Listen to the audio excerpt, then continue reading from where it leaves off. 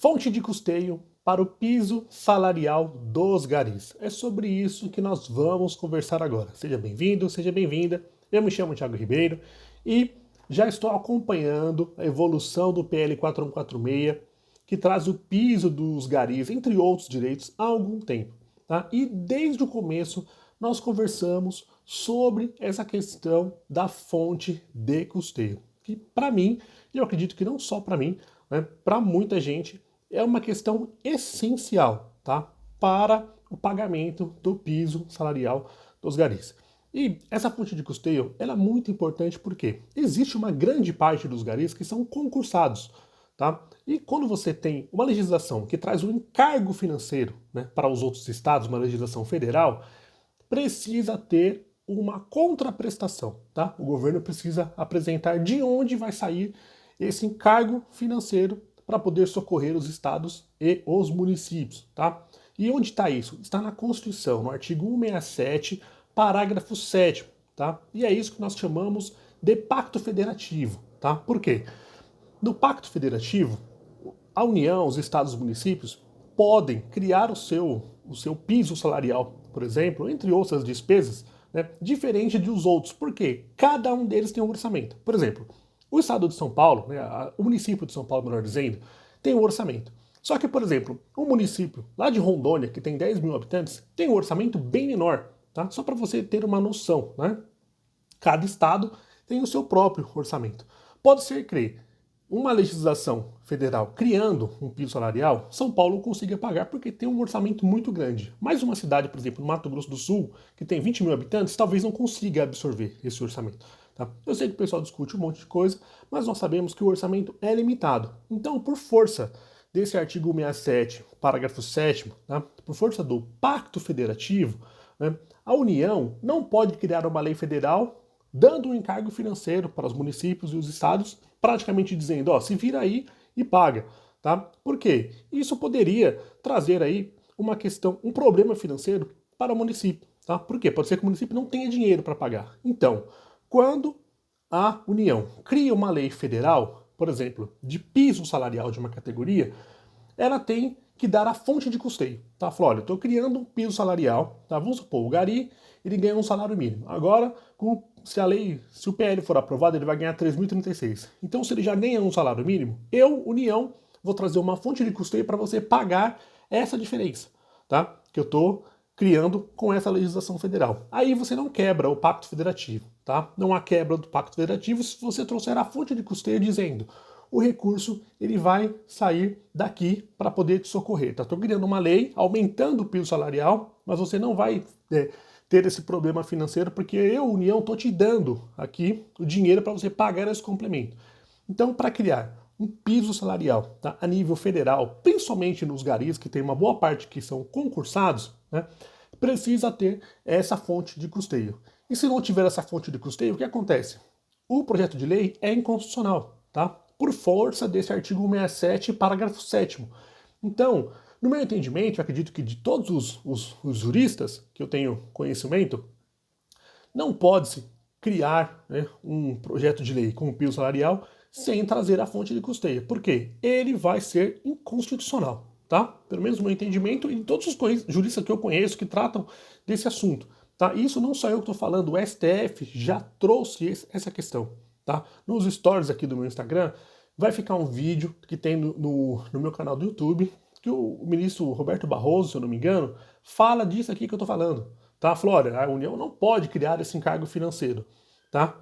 A não ser que traga uma fonte de custeio. Tá? O ministro fala disso claramente, isso é o entendimento do STF.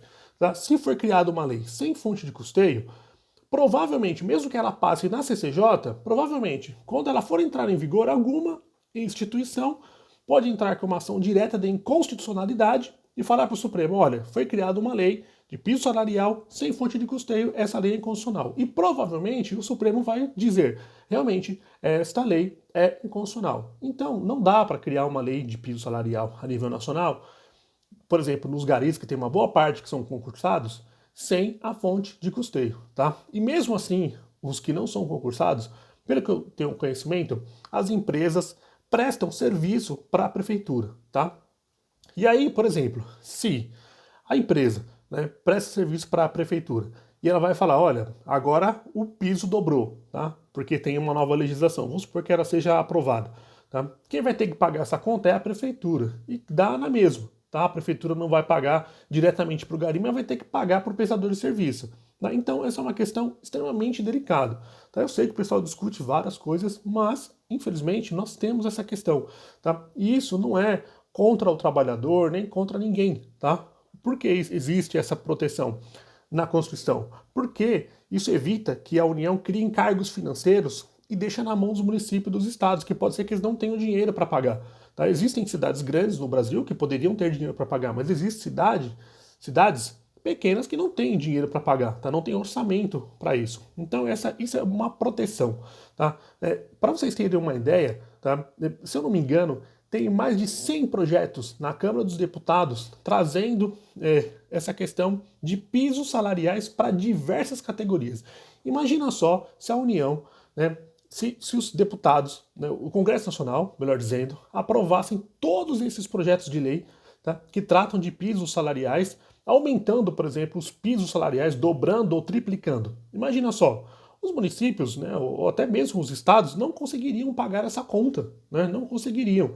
E, logicamente, né, é muito difícil achar uma fonte de custeio para todos eles. Tá? Infelizmente, é assim. Né? Mas o que nós temos que fazer? Cobrar. Por quê? Na minha opinião, esse projeto já era para ter saído da CFT, da Comissão de Finanças e Tributação, já com a fonte de custeio. Ele não poderia, no meu entendimento, ter saído de lá sem a fonte de custeio. Tá? Porque eu entendo que não é a obrigação da CCJ achar uma fonte de custeio, mas sim a CFT, tá? Que é a Comissão de Finanças e Tributação. Mas, infelizmente, ele saiu da CFT sem uma fonte de custeio e agora, né, a CCJ, no meu entendimento, tem essa missão de achar essa fonte de custeio. Porque, senão, eu tenho quase certeza que teremos um problema para o pagamento do piso. Tá? Quase certeza. Isso é extremamente complicado. Né? Essa fonte de custeio, ela tem que ser achada, porque se não achar, provavelmente teremos problema de constitucionalidade. Pode gravar isso aí que eu estou falando. Artigo 167, parágrafo 7º da Constituição. Tá? Vocês podem ler, colocar no Google. Nem precisa procurar a Constituição inteira. Coloca lá, artigo 167, parágrafo 7º da Constituição. Você vai ver o que eu estou falando. Tá? E nos stories também vai ter o ministro Roberto Barroso, se eu não me engano. É que é tanta coisa que às vezes a memória falha, tá? Mas eu acredito que é o ministro Roberto Barroso mesmo que falou no julgamento exatamente isso aqui que eu tô falando para vocês verem que não é uma questão minha, tá? Na enfermagem eles tiveram esse problema, tá? O piso da enfermagem, a legislação foi aprovada, mas foi parar no STF, tá? Com essa alegação de constitucionalidade. O que o STF fez? O STF mudou completamente a lei, tá? Então fica extremamente complicado, tá? Você fazer essa aprovação desse piso sem a fonte de custeio. Tá? E o nosso papel é cobrar o governo. Tá? Porque, é igual eu digo, tem dinheiro para tudo, tem dinheiro para abrir crédito extraordinário e medida provisória aí, quase todos os meses, diversos bilhões aí que vai para um monte de setor. Tá? Tem dinheiro para pagar o fundo eleitoral, enfim, esse orçamento que vai para as eleições, enfim, que são hoje, esse ano, melhor dizendo, foi de 4,9 bilhões, por que não tem dinheiro para pagar o trabalhador? Tá? Então isso é extremamente complicado. E outra, o PL 4146 é de 2020, né? Deixa eu só confirmar aqui. É que são tantos PLs, quer ver? 2020 mesmo, estou confundindo com outro que é de 2021. É isso mesmo, é o PL 446 de 2020, já estamos em 2025. Poxa vida, são quase 5 anos, tá, para rodar o PL, para ele chegar na última comissão sem a fonte de custeio. Todos os deputados sabiam que ele precisava de uma fonte de custeio. Tá? Os deputados sabem que esse projeto, se não tiver uma fonte de custeio, né, provavelmente vai ser inconstitucional. Tá? Então não é possível que em 5 anos ninguém achou uma fonte de custeio para isso. Tá? Se o governo tem tanto dinheiro para gastar com tanta coisa, por que não achou uma fonte de custeio para esse projeto? Tá? Enfim, nós temos que cobrar o governo, temos que cobrar os parlamentares para que eles achem aí uma fonte de custeio para que esse projeto vire realidade. Tá? É aquele velho ditado, não adianta nada ganhar e não levar. Tá? O projeto precisa de uma fonte de custeio. Tá? Não é só a minha opinião, é a opinião de vários juristas do próprio STF. Tá? E eu tenho certeza que os deputados sabem dessa questão. Tá? Eu tenho quase certeza, porque eles veem isso aqui diariamente, tá? Eles sabem que existem vários projetos, né, na Câmara dos Deputados, já foram aprovados projetos de pisos salariais, tá? Eles sabem que tem que ter a fonte de custeio, tá? Enfim, eu já falei sobre isso aqui várias vezes, dei sugestões de fazer uma emenda constitucional para colocar essa questão do piso salarial dentro da Constituição, para que não haja nenhum tipo de discussão ou dúvida, tá? Já propus aqui como fazer a legislação, igualzinho foi feito no piso da enfermagem, mas, enfim, né? Agora a gente está na reta final e aí a gente precisa do projeto completo, tá? Enfim, vamos ver qual vai ser a resposta, né, da Câmara dos Deputados e depois, né, vai para o Senado, enfim, e depois para sanção ou veto presidencial. Isso se for aprovado na Câmara dos Deputados, porque precisa da fonte de custeio, né? Pelo menos aqui no meu humilde entendimento, né, e de vários outros juristas, creio eu, e também do STF, né? Enfim.